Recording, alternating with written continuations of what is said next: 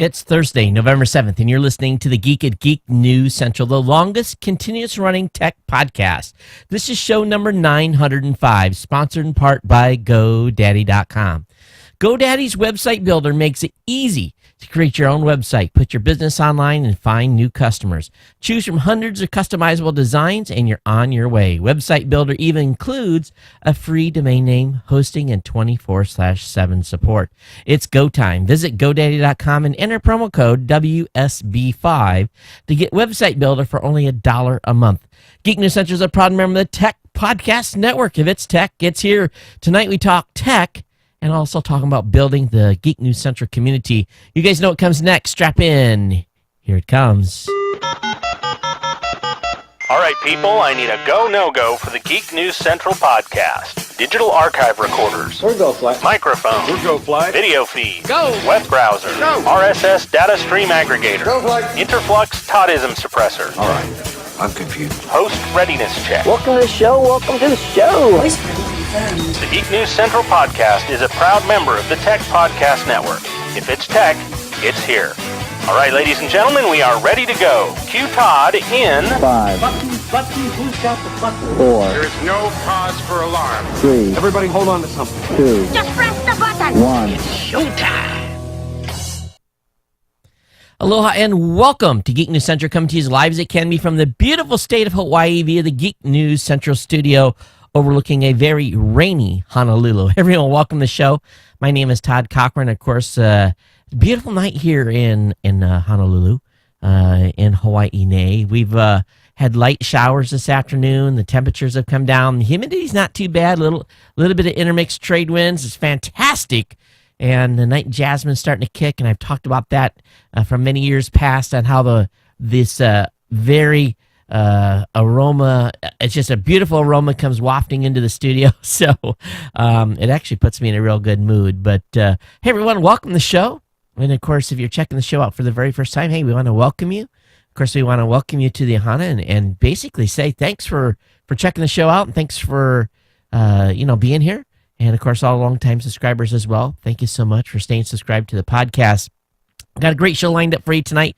Lots of stuff to talk about. But definitely don't forget to get over to the website at geeknewscentral.com. Check out all the content that all our great writers are putting up on the website. He had some pretty good heavy hitters here recently. We'll talk about a couple of those a little bit later tonight. Of course, we've got the Gadget Professor, Mr. Don Bain, who does a weekly show. That's just come online within the last few minutes. Got Robot Underpants with Langley over there, and he's doing a great job with his team. Of course, the new media show that I do with Mr. Rob Greenlee that we put together every Saturday. We'll talk about this week's upcoming new media show. Of course, this show done every Monday and Thursday night, plus all the other tech stuff that we talk on the site, and intermixed with politics, news, and all centered around the tech focus. So hope you guys will check out the website, get subscribed to the show, sign up for the newsletter. Tonight's show notes, you can find them at gncshownotes.com/905. That's where you can find tonight's show notes after the show. And of course, if you're on the newsletter, we'll email that to you immediately following the show. Of course, you can watch the show on our Tech Podcast channel on the Roku, on the Boxy, Samsung Smart TV, Google TV, Chromecast. So really any kind of glass, whether it be Android, iOS, BlackBerry, if you still have one of those, you can watch the show or listen to the show. It's real easy to get. We make it accessible really on over 150 different devices. Okay, so let's just talk a little bit here. We're up on live on YouTube. Got some guys in the chat room tonight. Hey, folks, welcome to the show. And some familiar names there. Thanks for staying up late. And I got some stuff to share here that'll be pretty cool for you. Do want to mention, of course, here I'm a proud member of the Tech Podcast Network over at techpodcast.com. And I tell you, the team over there, great, just an absolute great lineup of shows. So definitely get over there and check them out when you get a chance here. Going to change things up a little bit, and I want to get into the announcements before we talk about our sponsor here. But the glass invites are going to close. I got an email from Google, and if you want a glass invite, and we've already got only three of you have ponied up and said you want an invite. So right now, everyone that's asked is going to get one unless someone else comes in with a better email or a better idea. you need to send Sam an email, insider@geeknewscentral.com, to be on that list to get a glass invite. And then I'm going to make the decision really probably very soon. I want to make sure that your submission gets in, so don't delay, all right? Because I have to have that in. I probably have to send that out Sunday. I'll have to send the invite because the invites close on the 11th. So be watching your email. We'll be reaching out to each one of you that we have basically sent the invite to for Google, and it's a form I have to fill out, and I'll have those details for you via email when we send them. Okay, so CES prep continues here. This is just a small sample of the paperwork that I've been working through, and just to give you an idea, here's the internet connection, $6,200. The security. We've already figured the security this year is going to be $2,000. The Freeman Electrical, $412 for electricity. The furniture orders like $1,500-$1,600. So if you want to support us, please, we are doing our crowdfunding. You'll see it on the website. Consider throwing in $20, $25, $50, $100, whatever you feel we deserve or that you can afford. And those that contribute 25 or more, you're going to get a very, very cool T-shirt. But the old credit card is about ready to get whacked here, as it does every year, getting ready to go to CES. Okay, so let me. Hey, the Philippines right now is getting hammered by a Cat 5 super typhoon, and those of you who've been with the show for a long time, you guys know that I went through a Cat 5 super typhoon. Oh, man, this has been, let's see, 84, but 93, 94. You guys can look it up. You can Google the year. I mean, it was bad. It was the same type of a typhoon that's hitting the Philippines right now, and it was I was without power for 37 days. It was a horrendous storm. Winds of excess of 200 miles an hour. It was incredible. So my heart goes out to those folks in the Philippines right now that's getting hammered by this Cat 5 super typhoon, and knowing how some of the accommodations over there and how some people just live in sheds and shanties. The very poor are going to get devastated over this, and I'm sure the pictures coming out of the Philippines will be heart-wrenching in the morning. So thoughts and prayers go out to those folks in the PI that's getting hammered right now. Okay, so what's going on here? Sunday, I head out to Tucson, and I've invited to go to Techonomy TE13. So I'm going to be in Tucson Monday, Tuesday, Wednesday, fly back on Thursday. I'm really excited about going to this event. This thing is pretty incredible from a lineup standpoint. There's a great number of very influential people. This is an invite-only event. So, there's folks from Google. There's folks from a variety of major companies that you know. We've got folks from O'Reilly. We got people from Bloomberg. We've got people from Glam. You've got people from Catchfire. It just goes on, the full list of folks. And I think this is going to be a great event. I was invited out by Ford. I want to thank them for the invite to this event. I'm going to be meeting with a number of executives while I'm there. So lots of stories to tell when I come back. There'll be no show on Monday because of this travel. So I will be back with you Thursday night if I'm not too jet lagged, and we'll share what happened at the event. But I'm pretty excited to go out to Techonomy TE13. And we'll be rubbing elbows with some cool folks and enjoying the event and the location. This is don't get jealous now, but it's the Ritz-Carlton Dove Mountain, and oh my goodness, I was looking through the accommodations of this place, off the hook.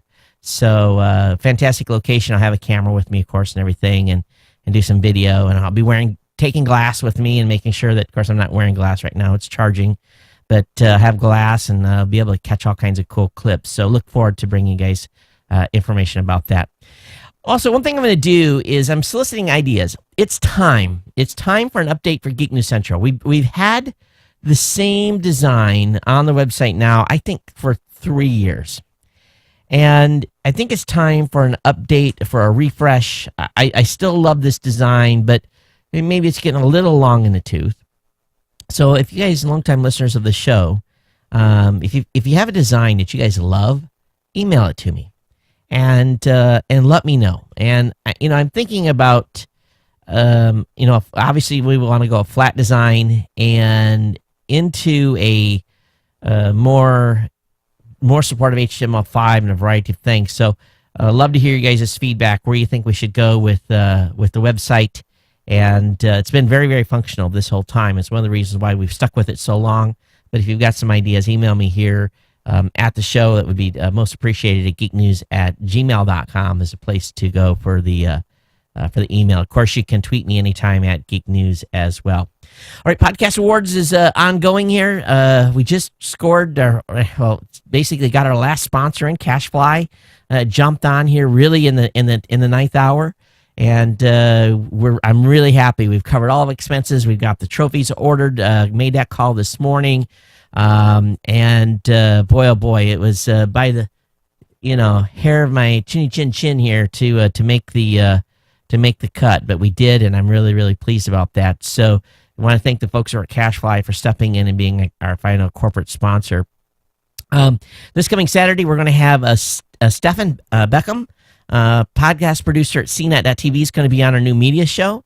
So if you want to watch, tune into that interview, please do so. We had Kelly Lewis last weekend. And again, we start at 9 a.m. Pacific, 12 noon Eastern, right here at Geek News Central or New Media. Basically, just come over to geeknewscentral.com or live.geeknewscentral.com. Again, our crowdfunding is going on. And for those of you that contribute $100 as part of this audience, you get a special gift from me. And if you do a $500 contribution, you get a free ad on this show for a month.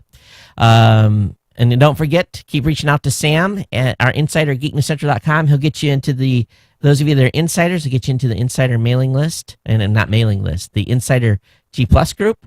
And of course, I've got linked up in the show notes the Community G Plus. Now, let's take care of a little business, and we'll get into the full breadth of the show and just a couple of things I want to talk about. Obviously, GoDaddy's longtime sponsor here at the show, and they have put together an absolutely incredible deal this month that just is really unparalleled.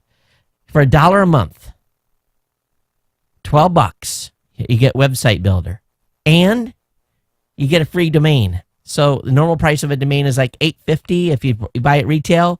So that is an incredible deal. So Website Builder, definitely check it out. I have a link up in the show notes for you to go over and take a look at what that offers. But it's templates and e-commerce and everything you need really as a business to get going. And it's really a great deal. And nothing else, you can try it out for a year, and experiment with it. And what do you got into it? $3.50 is your, out of pocket cost. So WSB5 is the promo code. Now we've got some additional stuff going on as well. We've got and don't forget, you can go over to geeknewscentral.com/GoDaddy. We got the $1.99 economy hosting. That's a little different. That's the type of site where you can put a WordPress blog on and a variety of different things. $1.99 economy hosting for 12 months.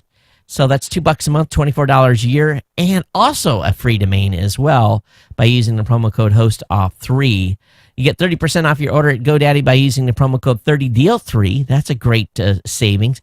And I want to thank all of you guys. We got the invoice, basically the status report. October, from a performance standpoint, a number of new customers that use my codes was the largest that we'd had in 12 months. So I want to thank all of you for stepping up to the plate last month. Really made for a good October and a November billing. But they keep putting these deals together. I'm not surprised that the number of you folks jumped on that as you did. But again, go over to the website at geeknewscentral.com/GoDaddy, and I've got everything listed there. Every code is on the website, all the savings, anything that you want is there. The link, basically, you'll find the banner halfway down the website, and all the codes are there, all the November specials, and every one of the non-expiring offers as well. So again, geeknewscentral.com/GoDaddy. Thanks to GoDaddy for being a longtime sponsor here. All right, one thing you're going to hear me talking about a lot over the next few months is community, community, community, community. And it's something that I have probably been lacking in doing. And I really want all of you to become engaged and join the Geek News Central community page on Google+.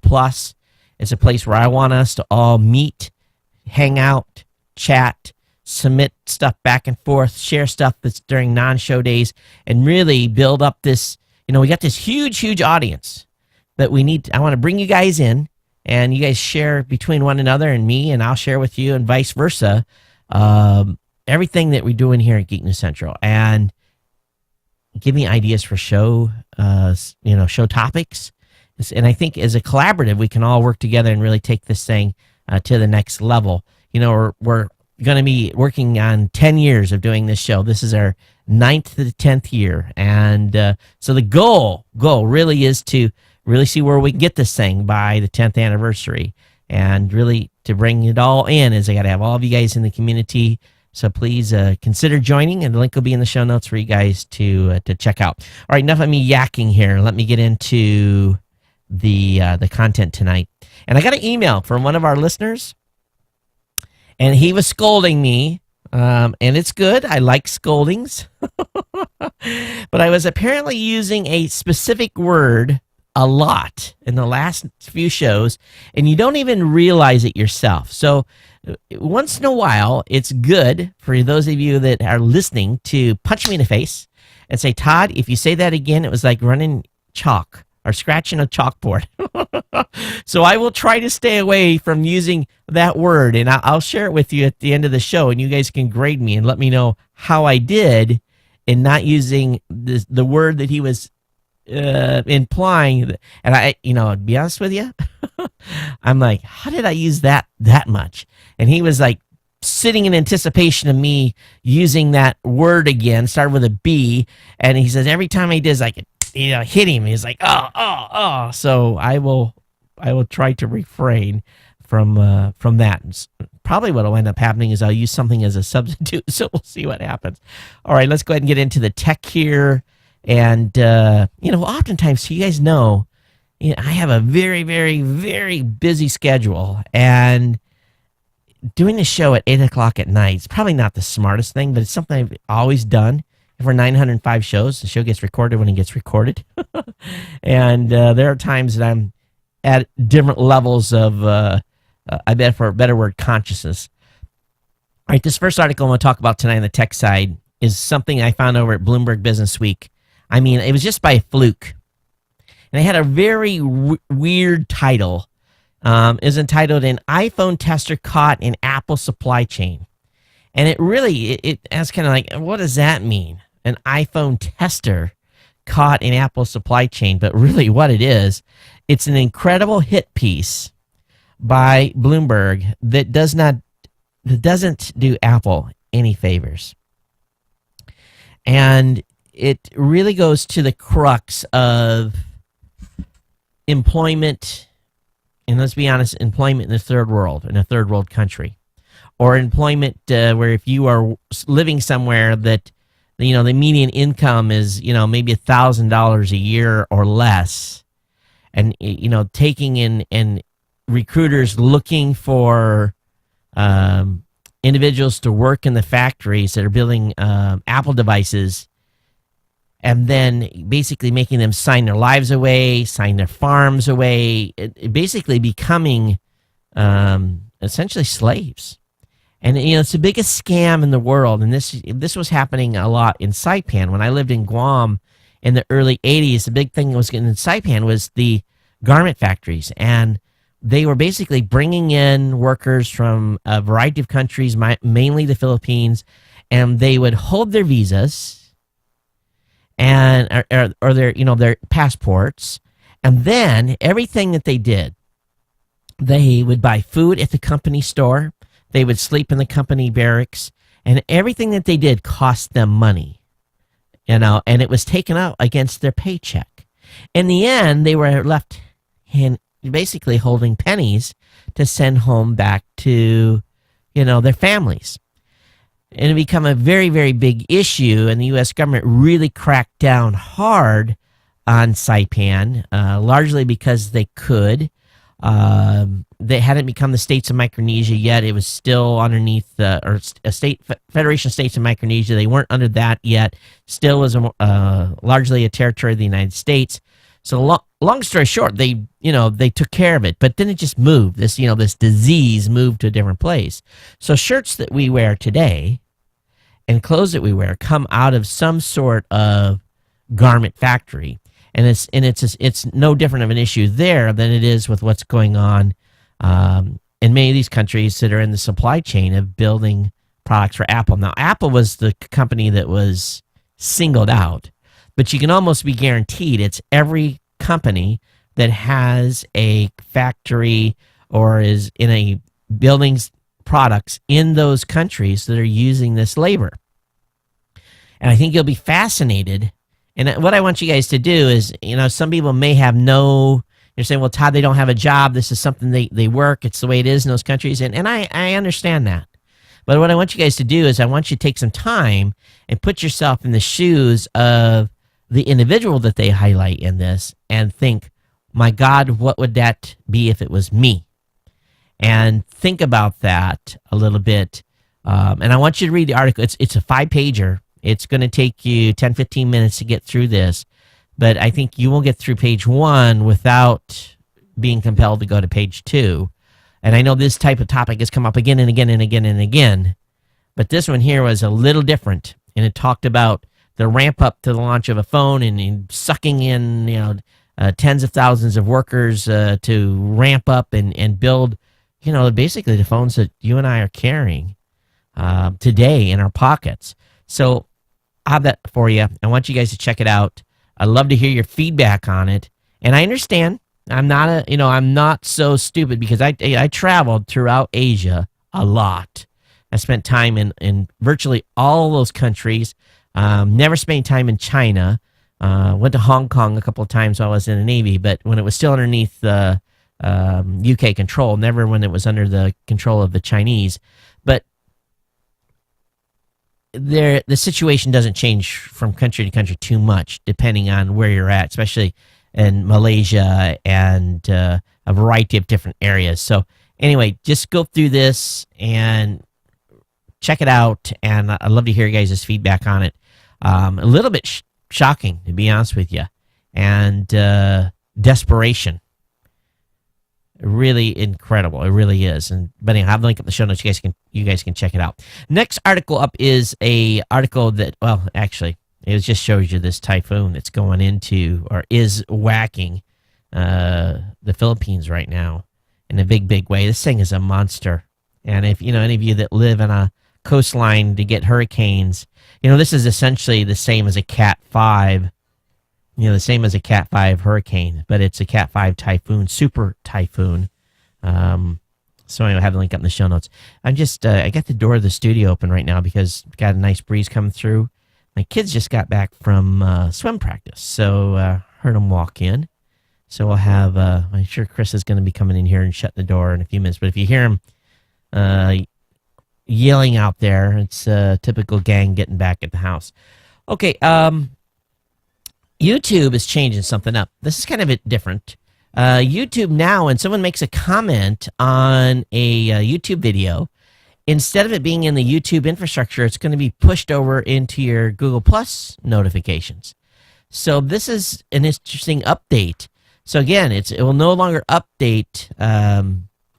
It's going to go straight into the Google Plus notification system. So I haven't seen some stuff come in. I'll be playing around with it to check it out, but definitely a change there. And you can change the notification setting in the Google Plus profile. So if you've got a real popular YouTube channel, you're not going to get bam, bam, bam, and an email every 5 minutes. You can only be so lucky if you've got that type of action on your YouTube page. Google obviously was punched in the face with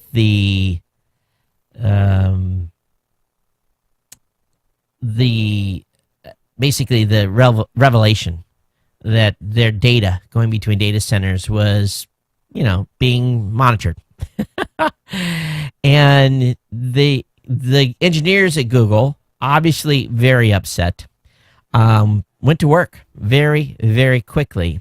And it is my understanding now from an article that I've seen in multiple websites that the Googlers have said beep you to the government agency and has encrypted the internal network. So what has happened here is that Google said, "Oh no, you don't," and have locked the barn door. And so they've started encrypted traffic between its data centers, effectively halting the broad surveillance of an inner workings by the NSA and someone in an agency called the GCHQ.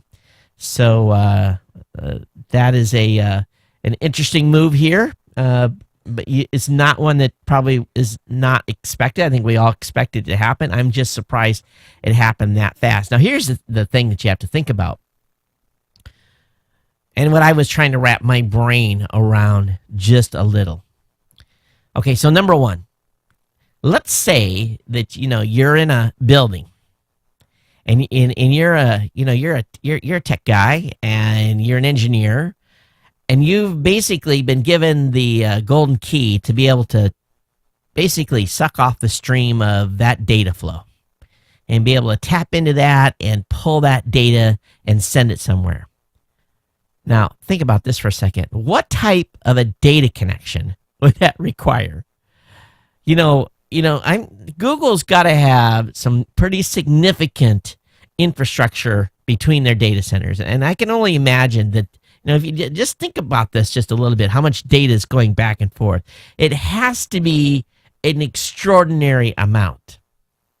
Okay, so if extraordinary amount of data is going back and forth between their data centers when it was unencrypted,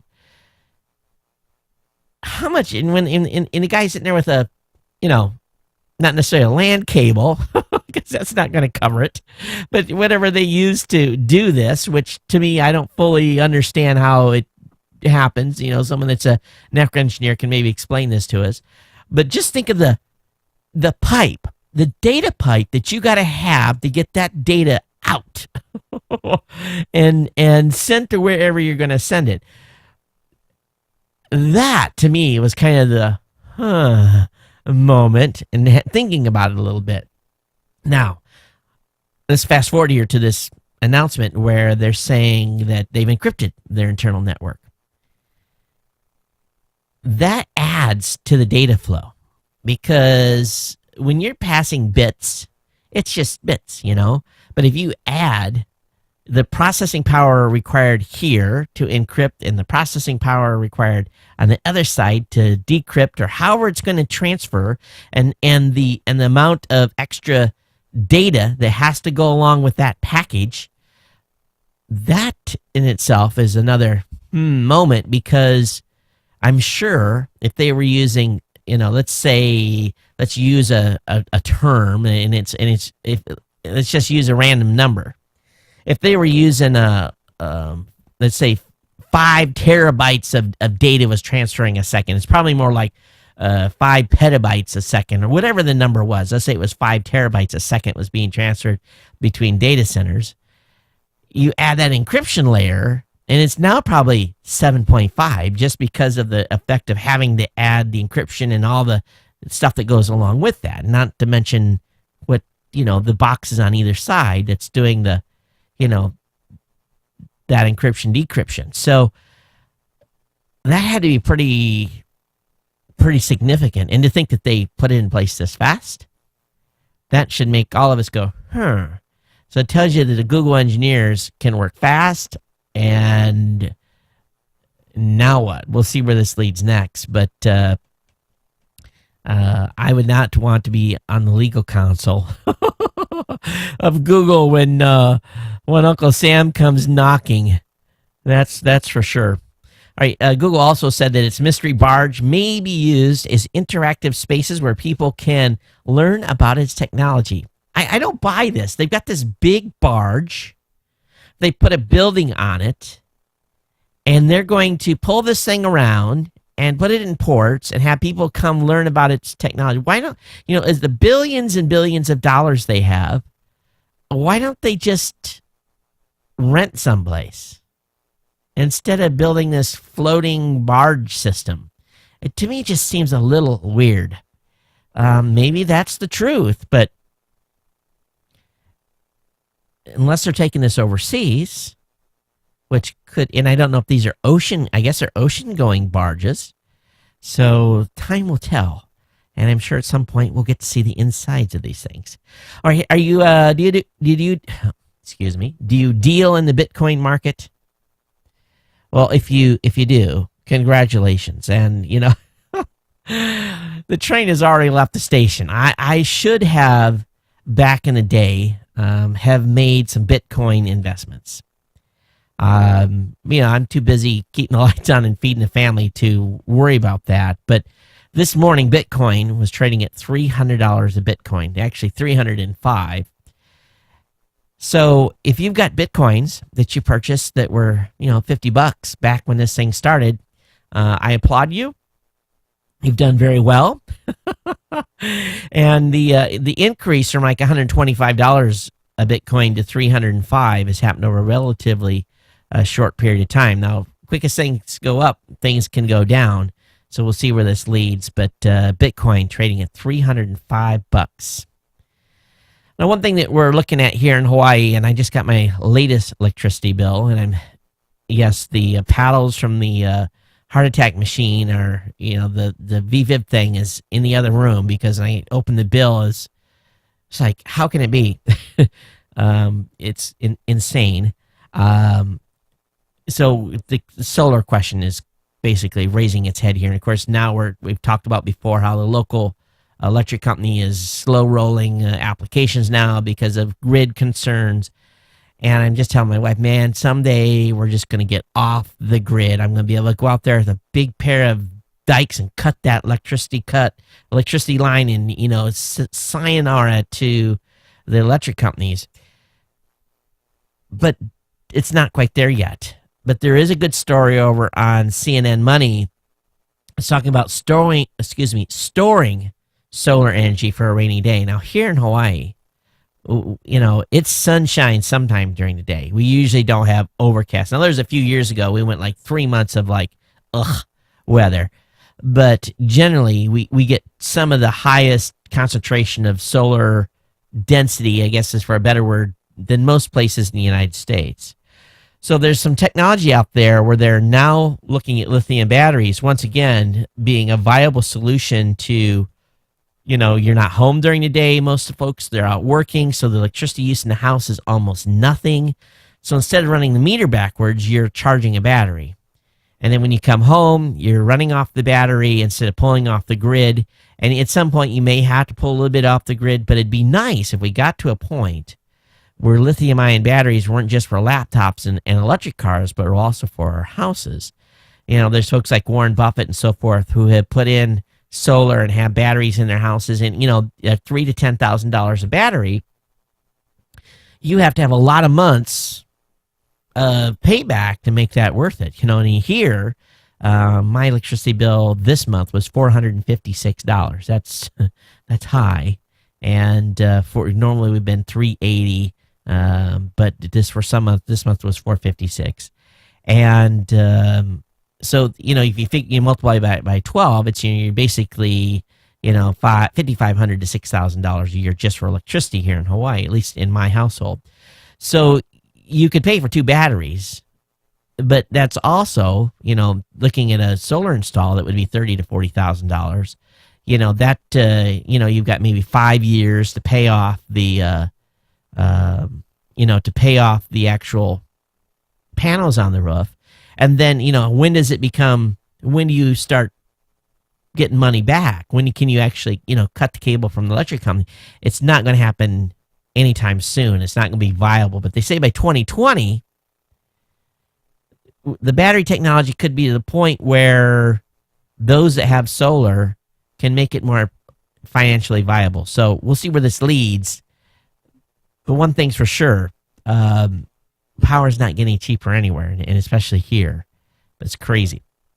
All right, next up is an article on Ars Tech talking about a denial of service tool targeting healthcare.gov. It's a tool that's been uncovered. It's a hacktivist software designed to put a strain on the very struggling Obamacare website. And basically all this thing does is just loads web pages. It doesn't do any destruction. It just continuously hits the site and loads web pages. And we all know that enough people are doing that. It can effectively be a denial of service attack. But they've uncovered this. They're trying to figure out how big the proliferation of this is. They really don't know. But code's pretty simple. It just goes out there and walks the site and all the public pages and hits it and hits it and hits it. So definitely some people out there that are angry. All right, the Verizon still will not let the Nexus 7 on its LTE network, and now they're blaming Google. And I just don't get that. We still, if you want to buy a Nexus 7, yeah, you can get one that has Wi-Fi only, but you're not going to get one that you can connect to Verizon. But basically, Verizon said, due to the certification process for Nexus 7, Google and Asus and Verizon uncovered a system issue that required Google and Asus to undertake additional work with the Jelly Bean OS running device. Since Google is about to launch its KitKat OS, rather than undertake this work, Google and Asus asked Verizon to suspend its certification process until Google's new OS was available on the Nexus 7. Now, this is upsetting a lot of people. Journalist and professor Jeff Jarvis, who we know is been watching the space. Now, Verizon, when they got that additional, remember a number of years ago, they bought Spectrum. And they basically were forced to allow devices to come to their network unhindered. So Jeff Jarvis has led the charge of complaint against Verizon by not authorizing Nexus 7 on its networks. He said yesterday, he sent a second complaint to the FCC about Verizon Wireless, continued refusal. He says, let me be clear that in the end, the issue is not Verizon certification or even the FCC's, but the definition of an open and whether any device complying with published standards can connect with their network. If the network is truly as open as the Commission has decreed, remember this was part of their purchase agreement, then any device that meets standards for the network should be connected to it with no proprietary certification required. In the Nexus 7, Asus has manufactured a device that meets these standards, has been certified by the FCC, and works on any compatible network, as clearly demonstrated with worldwide use. For Verizon to hide behind its claim of a right to certify only brings needless confusion to the Commission's rules and rulings about open networks. And this goes on. This is the same type of crap that we talked about the other day. They're trying to have their cake and eat it too. They don't want to play. They don't want to follow the rules or the agreement that they made with the government. And I would say if Verizon doesn't want to play, Jeff Jarvis is right. Take the spectrum away or fine them. Make it so painful that they are required to allow a device to get on their network. It's supposed to have any device. Not supposed to be restricted. So you have to pay them, but you should be allowed to use it. Now, where's the other article I was going to talk about with this same type of topic? There's an article over on the Mozilla blog. It's about a new piece of legislation. It's called the Freedom Act. And I don't know anything about this yet. I have not read this. As a matter of fact, this has been on the street for a couple of days. This post was put up on 29 October, so I'm way behind the power curve on this. They basically are coming out behind a law that has been introduced by Congressman Sensenbrenner in the U.S. Senate and by House of Representatives Congressman Sensenbrenner, and in the U.S. Senate by Senator Leahy. It's called the Freedom Act, takes an important step toward rebuilding user trust by adding limitations of a government collection of data in the name of national security. So I don't know if this is going to get any traction because there's a lot of support for allowing the government agencies to continue to doing what they're doing. But anyway, this is something Mozilla has put up and is endorsing. There was also another article that was put online by Doc Searles, and I don't get a lot of articles. A lot of stuff he puts up I don't pay a lot of attention to. But you guys know on the last show, I really was on my, basically hammering you guys a little bit talking about the net neutrality. And Doc Searles is a guy that's pretty well read. He's got a couple of great books out. He's not someone that, he usually has a very good defined opinion. And he's got a great post saying, is it too late to save the internet from the carriers? And there's a blog post by a gal by the name of Susan Crawford? The title of it's Big Cable Saran-like Plan for One Infrastructure to Rule Us All by Susan Crawford paints, and this link to her article is in this Doc Searles blog post. It paints a bleak picture of what awaits us after television, aka cable, finishes eating the internet. But that's just in our homes. Out in the mobile sphere, telcos have been eating the net as well in collusion with cable. And that's, of course, one of the points I brought up. And we talked about we're about to lose net neutrality. The article was on Wired that we talked about at length on the last show. But both of these pieces are in Wired. And I want you guys you got to pay attention to this, and you got to get on the phone and start speaking up. If Doc Searles is all at the point of like, oh my goodness, this has a potential of happening, where basically we pay for our service and then the folks in the middle make Google and Yahoo and Netflix and everyone else pay a toll, and basically being a troll on the road saying, hey, give me money or your data shall not pass. We need to pay attention to this. There's a bunch of stuff happening right now, folks, and don't let the upcoming holidays, because they always sneak this stuff in and make decisions and put laws through while we're all getting fat on turkey and looking at Christmas vacation. We've got to stay on the ball on this over the next couple of weeks and watch what they're doing. So anyway, I have a link in the show notes. You guys can check it out. I just can't hammer this enough. And finally, in this type of a thread, and then we'll move into science and tech stuff more, the New York Times endorsed an agreement that the public can't even read. This is crazy. The New York Times editorial board has made a disappointing, this is from the EFF, the New York Times editorial board has made a disappointing endorsement of the Trans-Pacific Partnership, TPP, even as the actual text of the agreement remains secret. EFS says that raises two distressing possibilities. Either an act of extraordinary subservience, the Times has endorsed an agreement that neither the public nor its editors have the ability to read, or in an act of extraordinary cowardice, it has obtained a copy of the secret text and hasn't yet fulfilled its duty to the public to publish it. So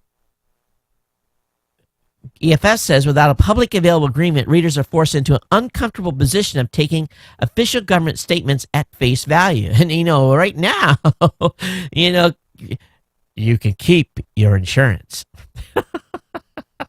you can. Your insurance being canceled.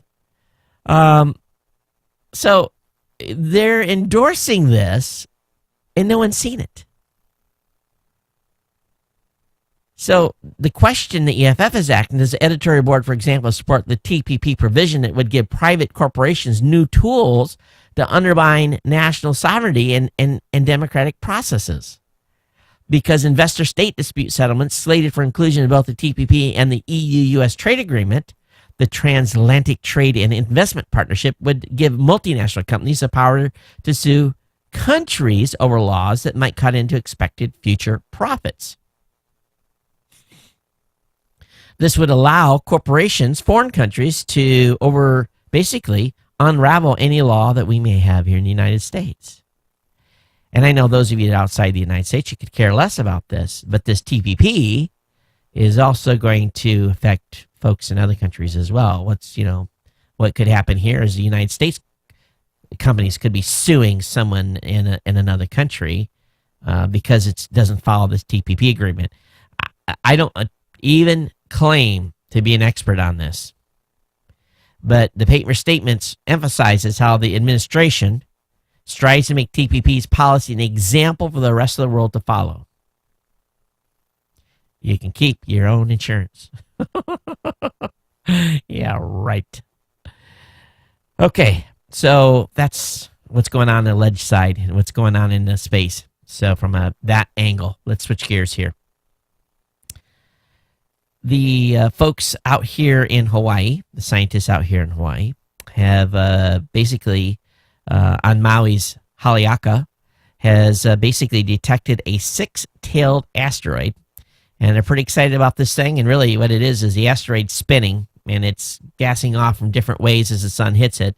So it's moving, obviously. So they're pretty gaga about this thing right now. So link will be up in the show notes. If you're on the space side, definitely check it out. And of course, we got a cool show about ready to start here. Comet Ison is heating up. Its tail's getting a little bit longer and growing. They're getting really excited. You can see this thing now with a pair of binoculars if you know exactly where to look. Right now, if you know where Beta is, Comet Ison is available at dawn in the east. So basically, if you looked almost due east, shift a little bit to the right, look up about 8 o'clock, you should be able to see the comet with a pair of binoculars. But of course, this comet has a fist fight with the sun coming up, and we don't know if it's going to be able to withstand the ravages of our star or not. But great details on what's happening with it here, and folks are getting excited because just around Thanksgiving, things could get very, very interesting. So link will be up in the show notes on that. Just don't forget that that's coming, and contact your local space watching group, and they will definitely probably hook you up with a telescope view on one of their outings. Twitter. Whew. Now, would you not have liked to have been a accredited investor today, or a friend of one of these Wall Street banks? So, here's I can hear it. Charles, we have some Twitter stock for you. It's going to be priced at $27. How many million shares would you like? So the guy on the other end, he's like, yeah, I'll take $5 million worth. Well, Twitter left more than $1 billion on the table. Matter of fact, it was like $1.37 billion. The bankers have cleaned up. The folks that were offered this stock have cleaned up. The employees who didn't sell any stock today have to be thrilled. The rich get richer, folks, and the meager continue to move forward. So someone had a very big day. They're having champagne and caviar and smoking cigars and living the life very few of us will ever know. But Twitter just handed the banks a golden egg, and I'm sure that they are going to be rewarded for a very long time. Incredible, and congratulations to Twitter on their IPO. But I think still there's something fundamentally wrong in the United States when average Joe citizen cannot buy any stock of an initial public offering, where they are not allowed to buy any of that stock unless you're basically have more than $1 million worth of assets and you're an accredited investor and you have been investing for a while and you know someone and they give you a little pat on the butt and said, here you go, here's your, we're gonna hook you up. Love to hear some of you guys that do any investing. Love to hear your thoughts on this $1.3 billion that Twitter left on the table. That's how it works. I didn't make the rules. Kim.com's Mega Cloud Storage exits beta, secure messaging, video chat due next year. So any of you using Mega? Are you guys willing to admit if you were? Love to hear from you if you have. All right, Google Glass has updated their FAQ. Apparently, it's okay for explorers now to sell glass and not get the device shut down. Google discourages it, and it's against the terms of service. Mine are not for sale. So, and they also updated it today. It's got a new calendar function and some other stuff that they've added, which is pretty cool. So you can see the updates are coming quicker and quicker now with Glass. All right, article over on The Verge. How many of you love some of these superhero TV series that have been out? Of course, the Avengers and all this stuff. We've watched all those movies here. Big fans of all these movies. But Marvel is creating 4 superhero shows exclusively for Netflix, and it will premiere in 2015. Sounds like a very, very cool project. And congratulations to Netflix on scoring that hookup. And, Netflix stock doing pretty good. For sure. That's another one we all should have bought. All right. Trucker Tom. I love Trucker Tom. He just tells it the way it is. He pulls no punches. I think he feels the same way about Windows 8 as I do. And he wrote a great blog post over on Geek News Central called A Microsoft Fantasy. He starts off by saying Microsoft and their Windows Everywhere strategy, it is a painful thing to watch. Microsoft is becoming the new BlackBerry. Boy, that just, bam, just come from the top rope, Tom. He says technology is always improving at an ever-accelerating pace. Mobile devices combined with ubiquitous, ever-present internet combined with ever-increasing bandwidth have come together to disrupt the traditional PC market, which itself was a disruption. And he just basically goes on to talk about their mobile strategy. And, Rob, if you're listening, I'm sure you will disagree with Trucker Tom, but this thing got a lot of, this article on Geek News Central probably was our top traffic driver in the last 30 days or so. Got a lot of movement. So I'll have a link up in the show notes for you guys to read. Trucker Tom really, in just the 24 hours that this thing has been online, it's gotten some serious traffic. So he has hit home. Everyone else is pretty much in agreement, except for the Microsoft super fans that are out there. Redbox Instance coming to the PlayStation 4. So we're only a week away from the next big gaming console launch, but Sony is set to debut its PlayStation 4 on November 15th, and inching ahead of Xbox One by a week. Both consoles have their pros and cons, and of course, anything to do to sweeten the pot. So PlayStation 4 will come with Redbox Instant. A couple of articles over here on Tech Dirt. Wow, Prenda, these guys are going to jail. I'm just going to tell you, this judge in Minneapolis reopened the case that he heard earlier this year where he had awarded Prenda a bunch of money. He took all the money back, has basically said this is a big fiasco. It's a farce. You guys are cheating the system. There's been negligence upon the court. I mean, everything that you would never want a judge to ever say about you and or your company, he has said, and he says, I can't sort this out. I'm turning this over to law enforcement.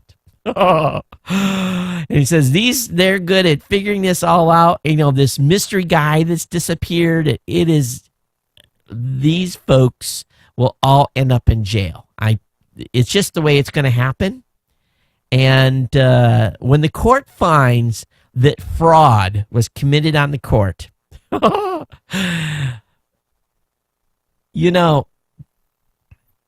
couple things are guaranteed in life: death and taxes, right? Those are 2 things that are guaranteed.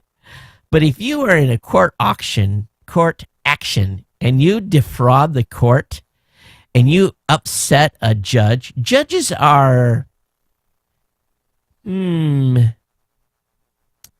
have a lot of power. And they can make a person's life almost unbearable. And I am sure this team over at Prenda probably trying to figure out how they're going to dig themselves out of this mess.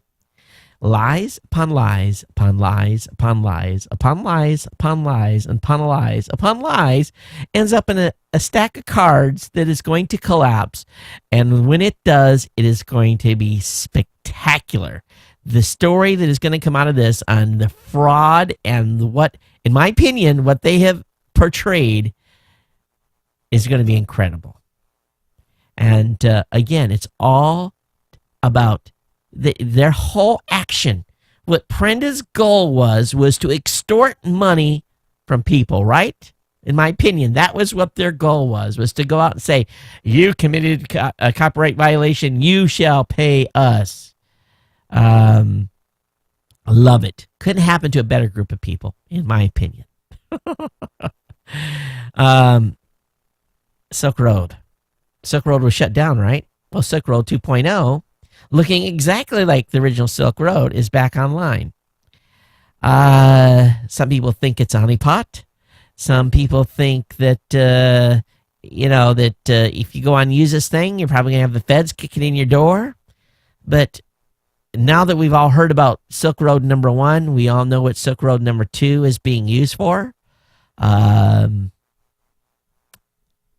the amount of money that was being, and you watch, if this thing becomes successful, Bitcoin prices will drop again, based upon the illegal activities happening on Silk Road 2. So link will be up in the show notes for you guys to check it out. All right, over on Slashdot, PlayStation 4 teardown has been, there's a great article about that. Actually, it's on Wired. So the folks at Slashdot just linked to it. So I'll have the Wired article up direct for you tonight. Hey, your kids going to school, right? How are, kids are, best of friends, elementary kids, very innocent. A school in British Columbia has just banned elementary school students from touching each other during recess. They have banned students from touching each other during recess. An elementary school. Recess is a chance to run out and goof off with your friends. All right? What is this world coming to? We're going to have a society of misfits. I see stuff like this and I'm like, who's the idiot that is running that place? It just makes my hair should be standing on end. It really should. It really should. Someone's asking me in the chat room, are you going to do the 24-hour podcast? Probably not. I have got, folks, I'll be honest with you, and I know some of you wait for it every year. I am up to here. I might do something different. I'm thinking about doing some sort of a relay where I would do 4 or 5 hours, someone else would do 4 or 5 hours. So that is my consideration this year. I've got to kind of think about that a little bit, but there's no way I'm going to do 24 hours again. It's like a 3 to 4 day recovery for me. It's a time of year where I have got so much going on that I really need to focus on the goal at hand, and that's being in Vegas on January 3rd and bringing some incredible content to you guys. And that 3 or 4 days of really sucked up from doing that takes my eye off the ball. And the last couple of years, we haven't raised as much money really to make it worthy of doing it. We used to raise $2,000-$3,000 last year. I think it was like $400. So it doesn't have the impact that it used to have. But think about doing some sort of relay. I'll put that out a little later once we get a little further along in the month. All right, GIMP is citing ad policies moved to FTP rather than SourceForge downloads. Apparently, they're not happy with the ads on SourceForge, so GIMP is going to move to an FTP download. Hey, article over on CNET, Google Apps is Dropkick support IE9. So following the release of IE11, Google Apps says sayonara. Sayonara. I should know how to speak this. Sayonara to IE9. So basically, Google Apps will only support the current version and IE10. North Korea, according to South Korean intelligence officials, have obtained the EMP weapons from Russia, and people are worried about it. Those maniacs with an EMP, they already live in the dark ages. That's all we need is those idiots in North Korea to have an EMP. If the Russians gave that to them, shame on you. All right, astronauts. In space news, the Olympic torch has arrived in space. The Russian cosmonauts will take the torch on a historic spacewalk on Saturday. So, very, very cool here. After 4 orbits around the Earth and 6-hour journey, 3 astronauts arrived at the International Space Station, bringing with them the Olympic torch that will light the Olympic flame in Sochi, Russia for the 2014 Winter Games. So, they'll take the thing out and walk it around. I don't think they can light it up. Kind of hard to do in the vacuum of space, but it will go on a spacewalk. There's been a lot of support ever since some of the recent spying revelations. It's prompting folks to basically examine the TrueCrypt encryption software, concerns over tampering, and what is basically provoking a wide crowdsourcing response from the security community. And they've garnered over $57,000 in donations and bitcoins, and attracted over 1,000 volunteers from 30 countries, including a technical advisory group comprised of some of the world's best regarded cryptographers. And they are going to look over the TrueCrypt encryption software to make sure that, for a better word, it doesn't have any holes. This is going to be a good one to follow. We'll see. Google's to ban external sources for Windows Chrome extensions. So if you are hosting an extension on your own website, come January, they're not going to allow you to do that anymore. So Google's dropped the banner ham on extensions for Chrome. They have to be inside the web store, citing security concerns. Probably a smart move by the folks over at Google. Let's see here. Running out of time. Bloomberg has another great article talking about tech companies having challenges wanting to comply with new online privacy laws for kids. And basically, the stickler is that if your kid goes to a website, parents have to sign off on the privacy rules. And this is not working. So if a kid's under 13, technically the parents are supposed to sign for the privacy stuff. There's a big problem with implementation. The tech companies are kind of running low underground on this. I'm sure it's important to a lot of folks, but its implementation has not been, rollout hasn't been real effective yet. And this has been in effect since July. Kind of an unknown thing to me, but the COPPA rules definitely has been changed and updated. So if you're doing any type of apps and stuff like that, be aware of it. DirecTV has raised prices and more people have signed up. So they garnered 139,000 additional households, and largely on Time Warner Cable's back, because Time Warner Cable lost so many people during their big argument with CBS. Facebook is getting ready to debut on the S&P 500. So now Facebook will basically be a tipper to what's going on in our economy. So it'll be one of 500 companies on S&P. If any of you use Etsy, and any ladies out here that buy stuff on Etsy, and even the fellas, if you do, of course, I think I've been on Etsy once or twice. But Etsy's new rules allow bigger sellers, and this is becoming a concern for the smaller mom and pop shops. Of course, Etsy was designed to, only thing would be sold on there had to be handmade by the seller. Well, they've changed some of the rules on that. So if you are a vendor on Etsy, just be aware of that. I'm sure you already are. But Etsy is looking like to scale up and move a little more products. I'm sure it's all about the greenbacks that they have to put in the bank. So we'll see where this leads. All right. Skype has offered a partial API reprieve. And so basically, they've said call recorders and hardware apps are going to be kept alive. Not a lot of details on how long this is going to last, but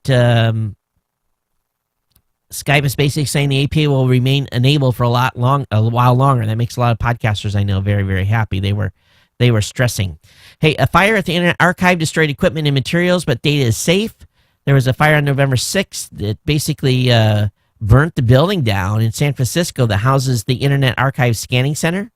And so now they've started a fundraiser to try to raise the $600,000 to basically replace the digitization equipment that they lost in the fire. How many of you have a real good alarm clock? I have one. I've been using it for really 25 years or so. It's still working. It's a C battery Seiko alarm clock that's got the most annoying ring that wakes me up and has never failed me. But if you have an alarm clock that you really wants to get your attention, The Verge is talking about an alarm clock that wakes you up with basically telling you the time that you're going to die. You input basically your age, and it basically gives you an average, and you only have 20 years, 22 days, to live. That's the alarm that's what it tells you every morning when you wake up. So it gives you other statistics too. So if you guys want one of these, it's a Kickstarter campaign. A link will be up in the show notes. Hacker behind the Lover Spy Trojan added the FBI's most wanted cyber criminal list. This is going back a little ways, but this guy in 2005 basically put some software out there that basically was nothing but malware, and the FBI wanted to capture this guy all these years later. Congress is also preparing for anti-patent troll vote with the Senate hearings, so this is something you may want to pay attention to as well on the legislative front. There's a lot of patent reform that's wanted, and this is the first attempt at this, so this is something you may want to get behind and call your congressman and say, hey, get on the bandwagon here and support this. So link will be up on the show notes on that. And finally, how many of you have kids that do everything they can to get into the Christmas presents? Well, there's a brand new motion activated alarm that keeps those gifts wrapped and a secret. Basically, you put this on top of the gift, and it's going to go off if the gift is moved.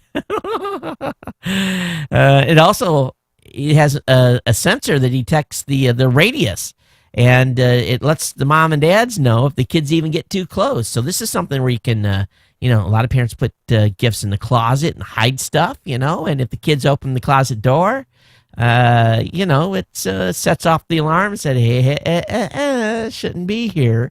So link will be up in the show notes on that. All right, finally, let's go ahead and real quickly, I'm long, apologize here, having too much fun at the beginning of the show. Steve, did I make it all the way through the show without saying basically? He says, hey, Todd, I'm a longtime listener and really enjoy the show. But episode 904, you really drove me crazy. You said the word basically in every other sentence. It got to the point where your use of the basically about 1 million times completely drove me up a wall. I become fixated on that word and had to stop listening 3/4 of the way in. I don't mind when you incorrectly pronounce Illinois instead of saying Illinois. I won't even say why. I know how to say Illinois. But basically this and basically that becomes fingernails on a blackboard. I had to tell you, pal. Thanks, Steve. And did I make it through today? Or did I use a new word too much? Let me know. It's this kind of stuff that what I love about you guys, where you guys give me great feedback. This is the kind of stuff I need because I don't listen to my own show. So when you guys hear something that drives you nuts, tell me, and I can tweak just like that. We can tweak the show, and it's a mental thing in my brain. Don't say that word, or don't do that habit. So please feel free to hammer me when you need to. So those of you that are in the UK, sorry, no glass. Can't send glass to the UK. You have to be in the United States, okay? So just be aware. We can't do it, and maybe we can work something out. But technically, I'm not allowed to submit anyone that lives overseas to getting glass. Okay, just a heads up. I got an email here. I said, what date was that? Let me look at the last show date. Was on the 4th. Yeah, I think that's it. Just a couple emails. So real easy tonight. All right, folks, geeknews@gmail.com, geeknews@gmail.com. Definitely follow me on Twitter @geeknews. Don't forget about our crowdfunding that's going on. bit.ly/TPN crowd is a place to go. Really, let's take this thing to $1,000. Let's get it moving a little bit. If you feel like contributing, I'd really love to have you on board. I know we're talking a lot about money. It is the time of year where we spend a lot of money to do great things for you guys. So we appreciate your financial support, really do. Those of you that are insiders already, love you guys. Thanks for your continued support. and continue communicating with Sam. We've been getting some issues cleared up, which is good. If you're not in the insider mailing list, let Sam know. If you're not on the Google Plus side, let Sam know at insider@geeknewscentral.com, and he'll get you hooked up there. And we want the rest of you. We love you guys too. We want the rest of you on our regular Google Plus community, and share with me stuff that you find, cool stuff, tidbits, tips, rumors, whatever it may be. It's all fun for the show. But I'm going to get you out of here. Thanks for being here, and send me an email on basically anything you want. But we'll see you next time. Take care, and aloha.